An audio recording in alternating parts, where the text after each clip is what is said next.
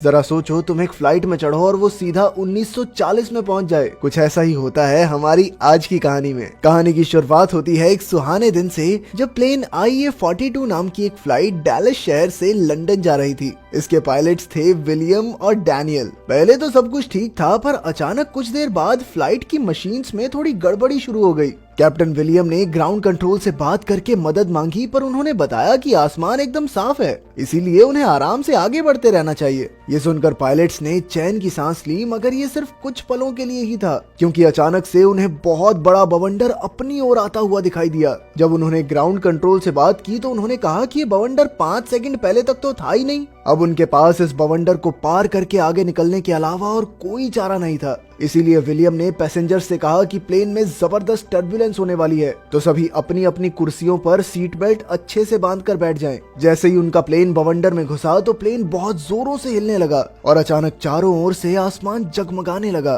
खैर कुछ ही पलों में तूफान पीछे छूट गया और सब कुछ एकदम ठीक हो गया। मगर पायलट्स ने देखा कि आसमान में एकदम अंधेरा था, मानो जैसे रात का समय हो। पर जल्द ही सबने देखा कि किसी के फोन या लैपटॉप में सिग्नल नहीं थे। उधर कॉकपिट में भी फ्लाइट की ज्यादातर मशीन्स खराब हो गई थी और विलियम कुछ भी करके ग्राउंड कंट्रोल से संपर्क नहीं कर पा रहा था। खैर प्लेन का रडार और सारे इंजन ठीक काम कर रहे थे, इसीलिए पायलट्स ने फ्लाइट को लंदन में ही उतारने का फैसला किया। तब कैमरन नाम की एयर होस्टेस ने 2 पैसेंजर्स से बात की तो पता चला कि वो हिस्टोरियंस थे, जो लंदन जाकर युद्ध के समय से मिली चीजों पर रिसर्च करने वाले थे। इसी के साथ वहाँ एक बूढ़ा आदमी भी था जो वहाँ हो रही हर एक चीज के बारे में अपनी डायरी में लिख रहा था। अब विलियम ने प्लेन को वापस मोड़कर देखने का सोचा, पर मुड़ने पर भी वो इस लोकेशन को पहचान नहीं पा रहे थे। तभी अचानक उन्हें रेडार पर कुछ दिखाई दिया और उन्हें लगा कि शायद ये एक और तूफान है, लेकिन सच तो उससे भी भयानक था। असल में ये कुछ लड़ाकू विमान थे जो एक शहर पर भारी बमबारी करके सब कुछ तबाह कर रहे थे। जब पैसेंजर्स ने नीचे हो रहे धमाके देखे तो सभी काफी डर गए। साथ ही हिस्टोरियंस ने कुछ ऐसी चीजें नोटिस की जो काफी संगीन थी। इधर पायलट्स को कुछ समझ नहीं आ रहा था कि अचानक कुछ लड़ाकू विमानों ने उनका प्लेन घेर लिया। वो उन पर हमला करने ही वाले थे कि पायलट्स रडार की मदद से तुरंत वहां से प्लेन मोड़कर लड़ाकू विमानों से दूर ले गए। अंदर सभी पैसेंजर्स की घबराहट बढ़ती जा रही थी, इसीलिए कैमरन ने उन्हें जैसे तैसे शांत करने की कोशिश की। इधर विलियम बार बार ग्राउंड कंट्रोल से बात करने की कोशिश कर रहा था, मगर कोई फायदा नहीं हुआ। तो उसने प्लेन को थोड़ा नीचे ले जाने का फैसला किया, जिससे पता चल सके कि इस वक्त वो हैं कहाँ। पहले तो डैनियल ने उसे रोका, क्योंकि उन पर फिर से हमला हो सकता था, पर विलियम ने कहा कि भाई कितनी देर तक उड़ेंगे, फ्यूल भी तो खत्म होने वाला है। उस वक्त उन हिस्टोरियंस ने कैमरन से कहा कि शायद वो कुछ जानते हैं, इसीलिए कैमरन उसे पायलट्स के पास ले आई। लेकिन पीछे से माइकल नाम के एक पैसेंजर ने उनकी सारी बातें सुन ली। हिस्टोरियंस ने पायलट्स को बताया कि जो लड़ाकू विमान उन्होंने अभी देखे वो 1945 के बाद बनाए ही नहीं गए। दरअसल वो फाइटर जेट्स हिटलर की एयरफोर्स के थे।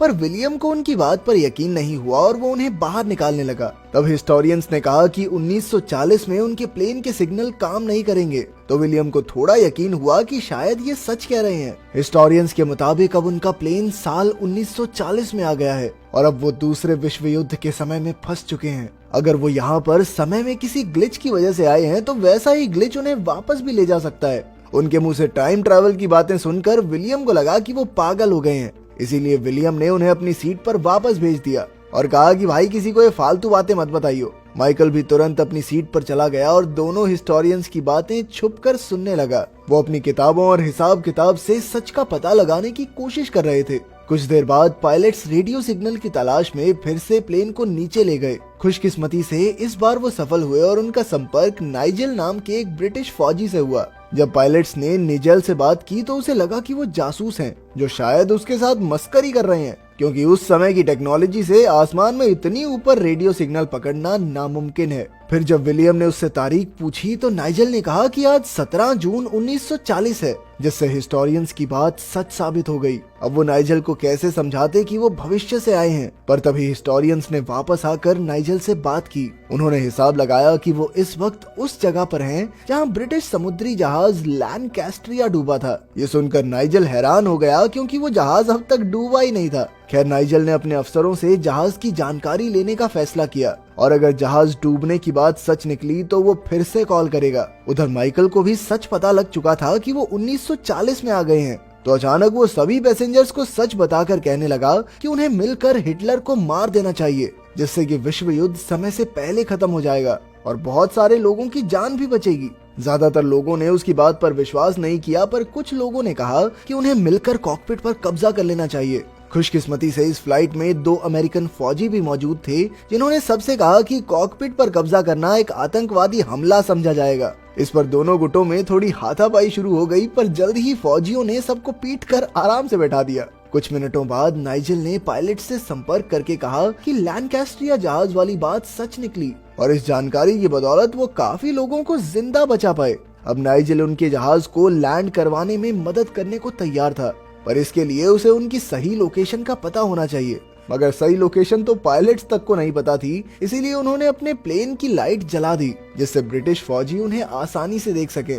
लेकिन वहीं जर्मन फौजी भी छुपकर उनकी बातें सुन रहे थे और जल्द ही उनके लड़ाकू विमानों ने प्लेन को फिर से घेर लिया। अब विलियम ने एक बार फिर से लाइट बंद करके अपने प्लेन को इस तरह मोड़ा कि वो गोलीबारी से बच जाए, पर जब गोलीबारी बहुत बढ़ गई तो विलियम ने अचानक प्लेन नीचे की ओर गिरा दिया और जमीन से टकराने से थोड़ी देर पहले उसे वापस ऊपर उड़ा दिया। जर्मन प्लेन्स भी उसके पीछे आए, लेकिन उनके पुराने विमान इस प्लेन की बराबरी नहीं कर सके और वो सभी जमीन पर क्रैश हो गए। लेकिन उनमें से 2 अभी भी बचे हुए थे और मौका देखकर वो कॉकपिट पर गोलियां बरसाने लगे। अचानक डैनियल को गोली लग गई, पर विलियम जैसे तैसे प्लेन को उनसे दूर ले आया। इसके बाद एयर होस्टेसेस ने मिलकर डैनियल के जख्म पर पट्टी की। विलियम को डर था कि फ्यूल जल्द ही खत्म हो जाएगा। साथ ही उनके लैंडिंग वाले टायर्स पर भी गोलियां लगी थी और वो सही तरीके से नाइजेल से बात भी नहीं कर पा रहे थे। उधर नाइजेल के ऑफिसर्स ने कहा कि अगर इस प्लेन के पायलट्स ने जल्द ही अपनी लोकेशन नहीं बताई तो ब्रिटिश एयरफोर्स उन्हें धमाके से उड़ा देगी। अब विलियम डैनियल को कंट्रोल देकर पैसेंजर्स से मिलने गया और उसने उन्हें सब कुछ सच बता दिया। उसने कहा कि वो लैंड करने की पूरी कोशिश में जुटे हैं, मगर हमले की वजह से लैंडिंग के पहिए खराब हो गए हैं और उन्हें ठीक करने के लिए उन्हें मदद चाहिए। तब टेरिसा और हेक्टर नाम के इंजीनियर्स मदद के लिए आगे आए। विलियम उन्हें प्लेन के आखिरी हिस्से में ले गया, जहां टेरिसा ने फॉल्ट ढूंढकर उसे ठीक किया, पर इसके बाद भी वो पहिए नीचे नहीं आ रहे थे। तब हेक्टर जोखिम उठाकर नीचे उतरा और एक हथौड़े की मदद से उसने लैंडिंग के पहिए खोल दिए। अब हेक्टर ने पूरे जोर से पहिए को पकड़ कर रखा ताकि वो हवा के दबाव से गिर न जाए। आखिरकार पहिए फिर से ऊपर हुए और हेक्टर प्लेन के अंदर आ गया। फिर विलियम तुरंत कॉकपिट में गया और डैनियल की मदद से उन्होंने रेडियो सिग्नल से जुड़ने की कोशिश की। जब नाइजेल से उनका संपर्क हुआ तो उन्होंने उसे समझाया कि उनके पास सिर्फ 80 मिनट का फ्यूल बचा है, इसीलिए अब जल्द से जल्द उन्हें लैंड करना ही होगा। मगर अचानक वो 2 जर्मन विमान फिर से उनके प्लेन के पास आ गए। इस बार उन्होंने मिसाइल से हमला कर दिया, जिसके धमाके से प्लेन की खिड़कियां टूट गई। पूरे प्लेन में अफरा तफरी मच गई, मगर विलियम ने फिर से कई खतरनाक स्टंट करके दोनों जर्मन विमानों की टक्कर आपस में करवा दी। इसके बाद उन हिस्टोरियंस को एक तरकीब सूझी। उन्होंने कहा कि उन्हें प्लेन का रडार निकालकर उसे नाइजेल तक पहुंचा देना चाहिए, जिसकी मदद से वो उन्हें किसी सुरक्षित जगह पर लैंड करवा पाएगा। 1940 में इस वक्त ये टेक्नोलॉजी थी ही नहीं, तो शायद उनके प्लेन को इसीलिए यहाँ भेजा गया है ताकि इस परेशानी का हल निकल सके। पर तभी अचानक एक मिसाइल प्लेन की टरबाइन पर जा लगी और प्लेन पूरी तेजी से नीचे गिरने लगा। पायलट्स ने पूरी कोशिश की और फिर कुछ समय में टरबाइन फिर से काम करने लगी। फिर उन्होंने फटाफट नाइजेल से बात करके रडार जमीन पर फेंकने का फैसला किया। तब ये खुलासा होता है कि ये मिसाइल असल में ब्रिटिश फौज ने ही चलाई थी। फिर नाइजेल ने ऑफिसर्स को हमला रोककर रडार लाने को कहा। उधर प्लेन में सभी लोगों ने रडार को एक कपड़े में बांधकर पैराशूट से बांध दिया। इसके बाद सही समय आने पर उन्होंने पैराशूट नीचे फेंका और नाइजेल को खबर कर दी। लेकिन बदकिस्मती से नाजियों ने ये बातचीत भी सुन ली और वो रडार लेने पहले पहुंच गए। एक जर्मन सिपाही पेड़ पर चढ़कर रडार तक पहुंचने ही वाला था कि अचानक ब्रिटिश फौजियों ने गोलीबारी करके उन्हें मार डाला। आखिरकार रडार उनके कब्जे में था, लेकिन वहीं नाजियों ने प्लेन के पीछे और लड़ाकू विमान भेज दिए और प्लेन के एक हिस्से पर मिसाइल से हमला कर दिया। इससे प्लेन में छेद हो गया और कई लोग उड़कर बाहर गिर गए।